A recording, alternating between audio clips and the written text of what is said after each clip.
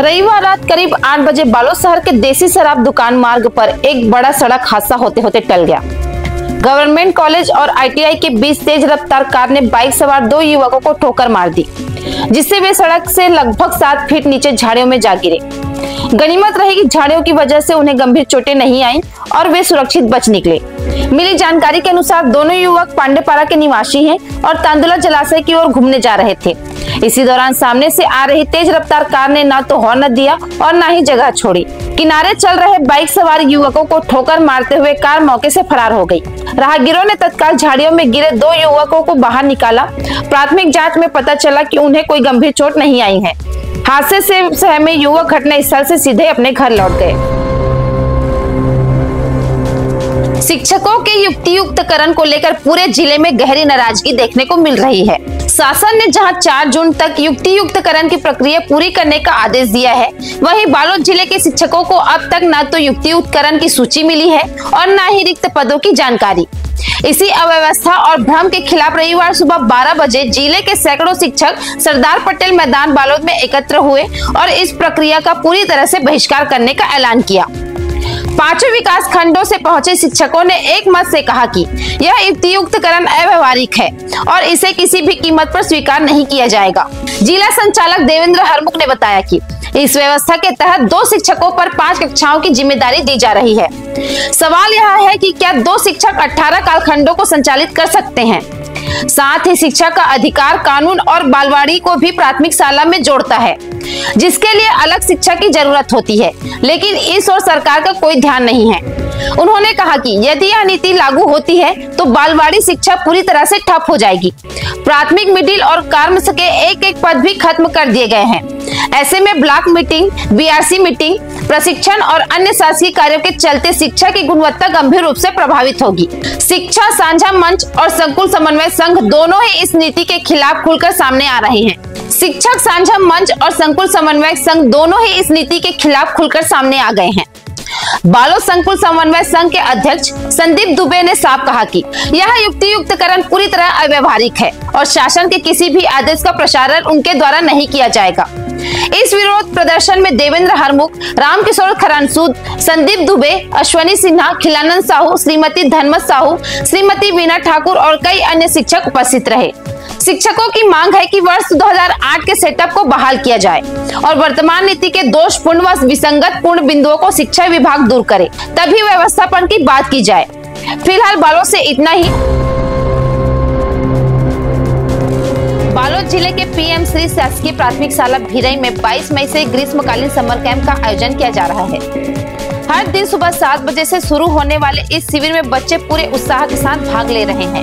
रविवार शाम 5 बजे संस्था प्रमुख श्री चंपेश्वर सिंह राजपूत ने बताया कि इस शिविर में basic computer, spoken English, music art, yoga, खेल कूद, पेपर आर्ट, मिट्टी के कार्य, रंगोली, मेहंदी, अभिनय, नृत्य, कोडिंग और पुस्तक वाचन जैसी अनेक रोचक गतिविधियां संचालित की जा रही है। विषय विशेषज्ञ बच्चों को इन विषयों की जानकारी दे रहे हैं। साथ ही बच्चों को प्रतिदिन स्वादिष्ट एवं पौष्टिक नाश्ता भी प्रदान किया जा रहा है। शिविर में शाला प्रबंधन समिति, पालकगण, जनप्रतिनिधि तथा स्थानीय समुदाय की भागीदारी भी सराहनीय रही है। सभी शिक्षक नियमित रूप से उपस्थित हैं और विद्यार्थियों को सक्रिय रूप से मार्गदर्शन दे रहे हैं। शिविर के दौरान नव प्रवेश का कार्य भी जारी है और अब तक 25 बच्चों की कक्षा 1 से 5वीं तक में प्रवेश लिया है। यह स्कूल राष्ट्रीय शिक्षा नीति 2020 के अंतर्गत एक आदर्श मॉडल स्कूल है, जहां smart TV, project, TLM, herbal और kitchen garden, playground, musical instrument जैसी सुविधाएं उपलब्ध हैं। स्कूल में स्पोर्ट्स और म्यूजिक टीचर भी पदस्थ हैं और बच्चों के सर्वांगीण विकास पर विशेष जोर दिया जा रहा है। नियमित पालक संपर्क, मासिक आकलन, स्वास्थ्य जांच, शैक्षणिक भ्रमण और मासिक मीटिंग जैसे कार्यक्रम यहाँ भी विशेषताएं हैं। संस्था प्रमुख श्री चंपेश्वर सिंह राजपूत ने बताया कि 5 जून को हर विद्यार्थी और जनप्रतिनिधि द्वारा एक पेड़ मां के नाम कार्यक्रम के तहत पौधारोपण किया जाएगा। वहीं 16 जून को प्रवेश उत्साह धूमधाम से मनाया जाएगा, जिसमें बच्चों को tie, belt, ribbon, hair band, परिचय पत्र आदि निःशुल्क वितरित किए जाएंगे और विभिन्न क्षेत्रों की प्रतिभाओं का सम्मान भी किया जाएगा। ग्रीष्मकालीन अवकाश के बावजूद स्कूल प्रतिदिन सुबह 10 से दोपहर 2 बजे तक संचालित हो रहा है। बालोद जिले के अर्जुंदा थाना क्षेत्र से एक सनसनीखेज मामला सामने आया है। शुक्रवार रात करीब 7:30 बजे ग्राम परसरी अर्जुंदा के पास आरबीएल बैंक के कलेक्शन अधिकारी यज्ञदत्त साहू पर लगभग 14 से 15 अज्ञात बदमाशों ने हमला कर दिया। यज्ञदत्त अपने साथी लिराज उर्फ विक्की मंडल के साथ मोटरसाइकिल से अर्जुंदा से बालोद लौट रहे थे। तभी पीछा करते हुए केटीएम बाइक पर सवार बदमाशों ने उन्हें रोका, गाली गलौज की और मारपीट शुरू कर दी। इस दौरान उनके पास से 5,000 रुपए नगद और एक चांदी की चेन लूट ली गई। अब इस मामले पर बैंक कर्मियों ने प्रेस कॉन्फ्रेंस पर सुरक्षा की मांग की है। रविवार शाम 4 बजे पीड़ित बैंक कर्मी यज्ञदत्त साहू ने बताया कि इस हमले में उनके चेहरे और दोनों हाथ में चोटें आई हैं और उनकी बाइक भी क्षतिग्रस्त हो गई है। उन्होंने बताया कि उनके बैग में करीब 40 से 45,000 रुपए और थे, लेकिन गांव वालों की तत्परता से वे रकम लूटने से बच गई। ग्रामीणों की भीड़ जमा होते ही आरोपी मौके से भाग निकले। घटना की जानकारी मिलते ही अर्जुंदा पुलिस सक्रिय हुई। यज्ञदत्त की शिकायत पर अज्ञात आरोपियों के खिलाफ मामला दर्ज किया गया है।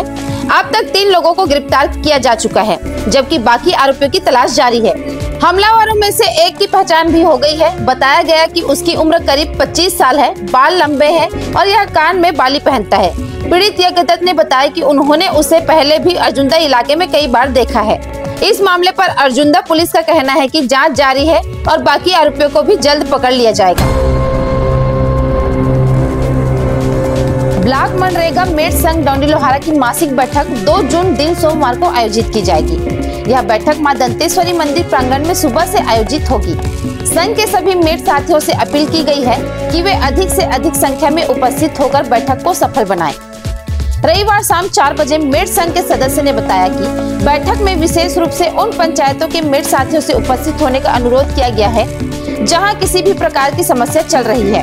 वे अपनी समस्या बैठक के संघ के माध्यम से रख सकते हैं। वही संघ ने बताया कि कुछ पंचायतों में सरपंच द्वारा मनमानी की जा रही है। प्रशिक्षित मेट साथियों को बिना किसी ठोस कारण से हटा दिया गया है और उनके स्थान पर सरपंच अपने करीबी पंचों के माध्यम से मनरेगा कार्य करवा रहे हैं। इस प्रकार की शिकायतों पर जनपद सीईओ के माध्यम से नोटिस जारी करने की प्रक्रिया पर भी चर्चा होगी। साथ ही बिना कारण हटाए गए पुराने मेट साथियों की पुनः नियुक्ति के लिए भी ज्ञापन सौंपा जाएगा। विश्व साइकिल दिवस के अवसर पर जिला खेल एवं युवा कल्याण विभाग बालोद द्वारा एक साइकिल रैली का आयोजन किया गया। यह rally Dalli Rajhara PSP school क्रमांक 2 में संचालित खेलो इंडिया वेट लिफ्टिंग सेंटर से प्रारंभ हुई, जिसमें 40 बच्चों ने उत्साहपूर्वक भाग लिया। रविवार शाम 4 बजे मिली जानकारी के अनुसार इस रैली का उद्देश्य आम जन विशेष रूप से बच्चों और बुजुर्गों में दैनिक जीवन में फिटनेस को लेकर जागरूकता बढ़ाना था। कार्यक्रम का शुभारंभ नगर पालिका परिषद दल्ली राजरा के अध्यक्ष तोरण लाल साहू एवं उपाध्यक्ष मनोज दुबे ने तिरंगा झंडा दिखाकर किया।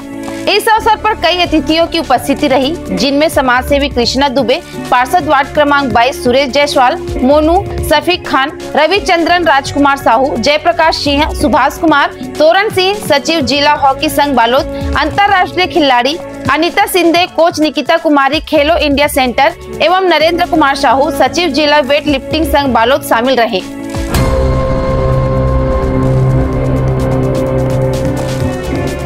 केंद्र में मोदी सरकार के 11 साल पूरा होने पर मेगा जनसंपर्क अभियान संकल्प की सिद्धि की शुरुआत करने जा रही है।